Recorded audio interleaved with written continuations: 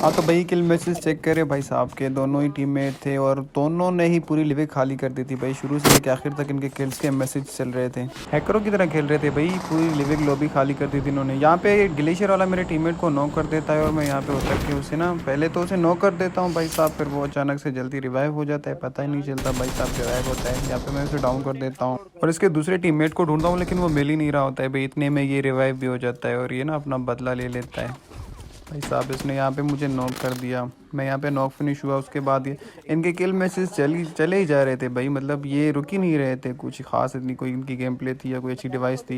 यहाँ पर फिर से मैं जैब साहब को नॉक कर देता हूँ। ये पता नहीं अपने ही जोन में घूम रहे थे, रिफ्लेक्स देने के चक्कर में भाई साहब लेट गए, लेकिन भाई इनको पता नहीं कि मेरी स्प्रे कुछ अच्छी है। अच्छा इग्नोर कर देना, लेकिन इतनी अच्छी स्प्रे नहीं है लेट के भी।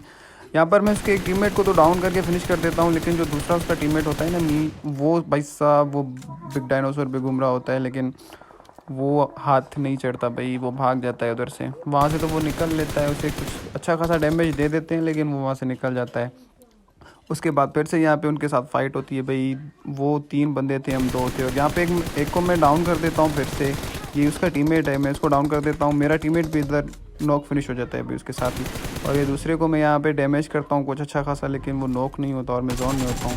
यहाँ पे मैं जोन में होने की वजह से थोड़ा बहुत पैनिक हो जाता हूँ और समझ नहीं आता क्या करूँ। तो अचानक से ही बस अपने आप निकल जाता हूँ। एक तो मेरी हील भी स्पीड से जा रही थी भाई साहब, वो एम करके बैठा हुआ था कि बाहर निकले मैं इसे बताऊँगा। यहाँ पे मुझे फिनिश कर देता है, पता ही नहीं चलता मैं कैसे फिनिश होता हूँ।